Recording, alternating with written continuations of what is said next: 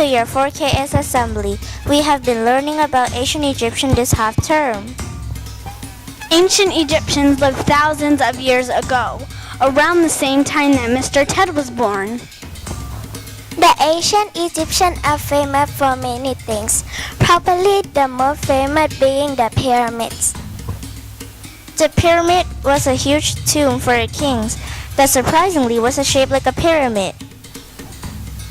The king was called a pharaoh, and he would order his pyramid as soon as he became king.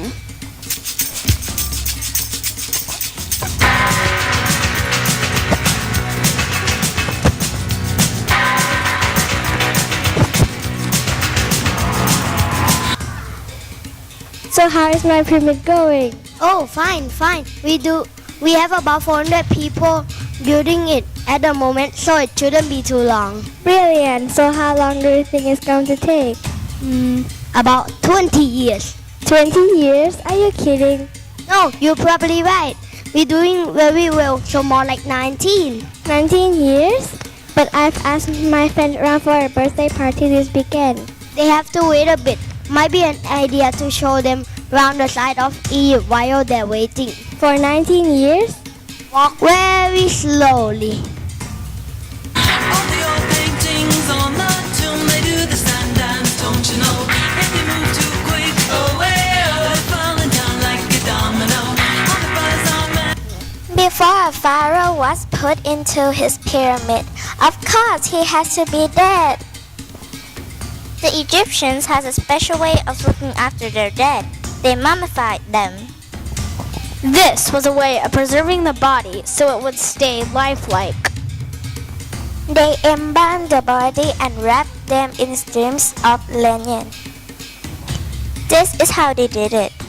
Hello, my name is Rahotep. My sister and I are going to show you how to mummify a body. The first thing you need to do is check that the body is dead. Are you dead? Yes. Great, then let's get started. Rule number 1. We need to wash the body with scented palm wine and then wash it off with the water from the Nile. The Nile is the river that runs through the whole of Egypt and was very important to Egyptians. It was so important that they treated the Nile River as a living thing. Now your body is ready for the next bit. We need to take out all the organs. Don't throw them away because we need them later. One of the organs we need to get out is the brain. Do we cut it out? No. We don't want to spoil the way the pharaoh looks. No. The method for taking out a brain is very simple.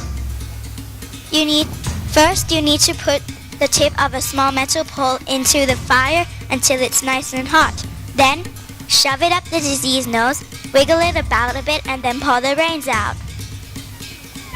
Wait a minute, you're going to do what? Problem? A problem. Of course it's a problem. That's going to hurt. But you're dead. You won't feel a thing. Oh yeah, I forgot. Okay, carry on. Alright then, if there are no more objections, can I have the red hot pole, please?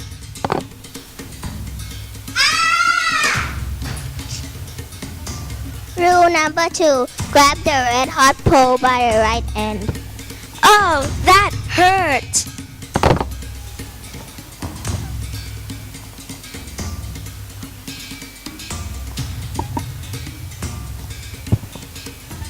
Next, rule number 3.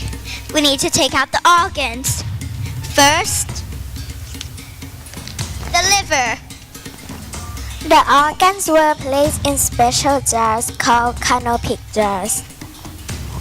These were sometimes put back into the body later or left inside the tomb in their jars.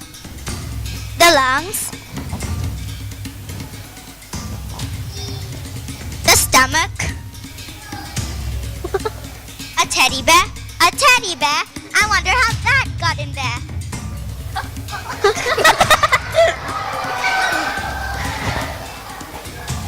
And finally, the intestines.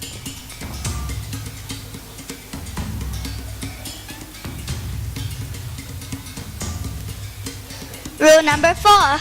We need to remember, don't stuff out the heart. Rule number 4. We need to stuff the body with linen and then cover it with natron. Natron, what's that?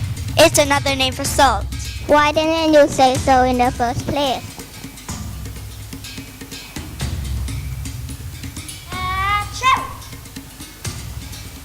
Next, rule number 5. Leave the body for 40 days. And by the night we got the money on a bet. All crocodiles away. They snap their teeth on your cigarette. Falling types at the hookah say,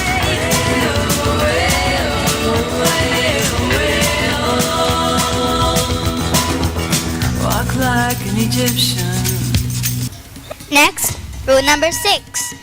We need to wrap the body in linen bandages and then we need to put some oil on the body to make it look nice.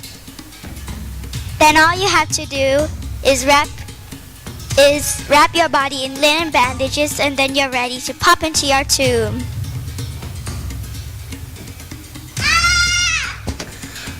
Once the body had been wrapped, religious charms and prayers were written on a papyrus to help it reach to the afterlife.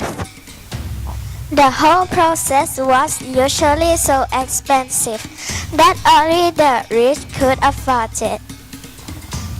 Probably the greatest pharaoh of them all was Ramesses. He was actually called Ramesses the Great. In the year of 1300 BC, he got into an argument with another king. Me, King Mutwatali of the Hittites, were Egyptians' next door neighbor. And they didn't trust each other. It got so bad that eventually fighting broke out at the Battle of Kadesh. No one is quite sure how it started. He started it! You liar! He started it! The two armies met in battle. Both Hittites and Egyptians fought with chariots.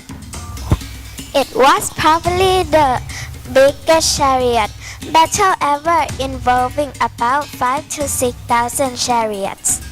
When the battle was over, the Egyptian pharaoh went back and told his people, Good news, Egyptian.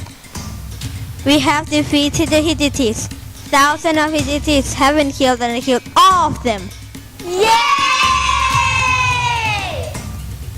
Now obviously this isn't true. Are you calling me a liar? In fact, in some versions of the battle, Ramesses was caught by the Hittites and had to run away in his chariot. Yeah, so? So, if you ran away, how could you kill so many people? Well, I probably ran over the load of Hittites while I was plaguing it. Meanwhile, King Mutwatali went back to his people and said, Good news, Hittites, from now we have defeated the Egyptians. Thousands of Egyptians have been killed.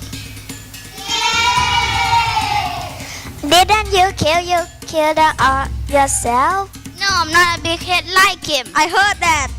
In truth, no one knows who did win the Battle of Kadesh, as both sides said they did, so we didn't know who to believe. We do know that they continued fight for 15 years until they finally made peace. We still have both versions of peace treaty they signed. It is one of the oldest peace treaties in the world.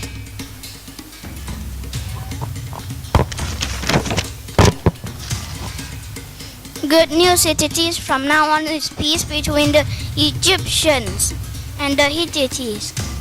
Good news, Egyptian.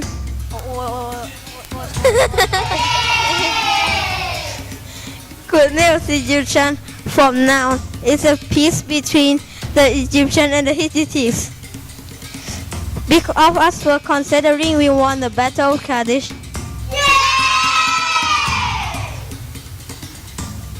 No, you didn't. Yes, we did. No, you didn't. Yes, we did. No, you yes, didn't. did. Didn't. Will you stop arguing? You're into interrupting our assembly. Did. Didn't.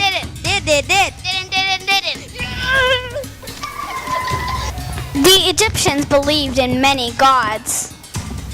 Many has the bodies of humans and the heads of birds and animals. They believed that cats were sacred. This was the story of how Egyptians believed the world began.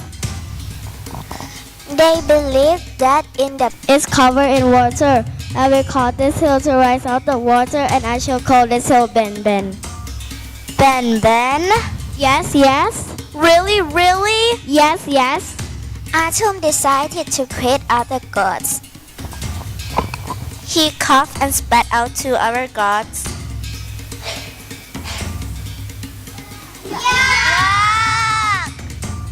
I did really wash my hand afterwards.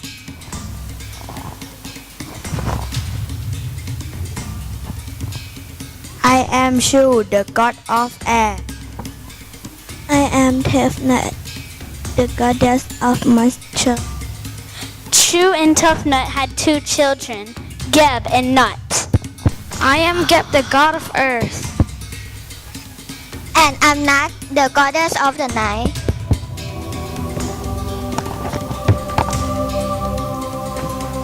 And that's how the earth and the sky came to be.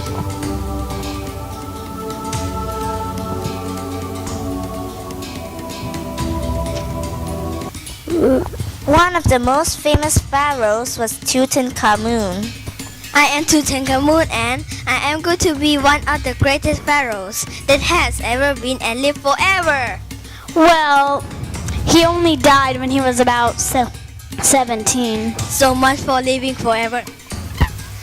By the time Tutankhamun died, Pharaoh wasn't buried in pyramid anymore. Tutankhamun was buried in a tomb in the Valley of the Kings.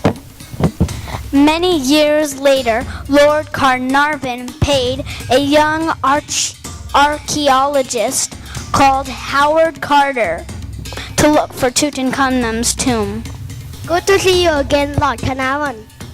Enough of that, old boy. You've had over 1 million pounds of me and you still haven't found a tomb. I can't keep hearing loud like this. If you haven't found that tomb soon, you're fired.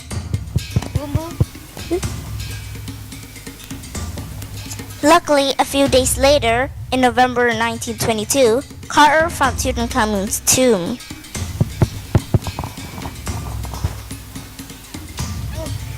This time I think we found something, Lord Carnarvon.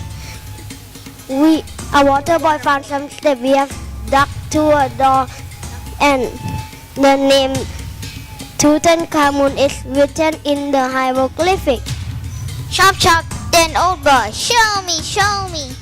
Lord Carnarvon was there when Howard Carter broke through the tomb wall, and through a tiny little hole they was able to look inside.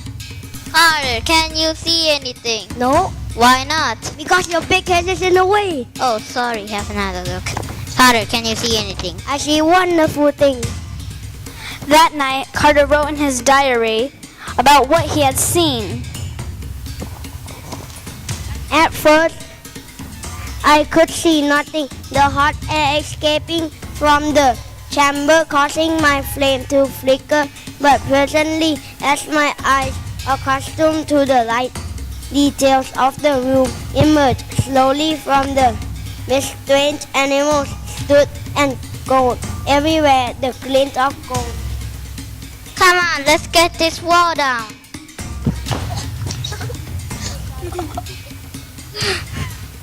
It completely untouched. I can still see the perfume and flowers. Smell. Oh, smell! This is the discovery of the century. The boy king. Well done, old boy. Yeah.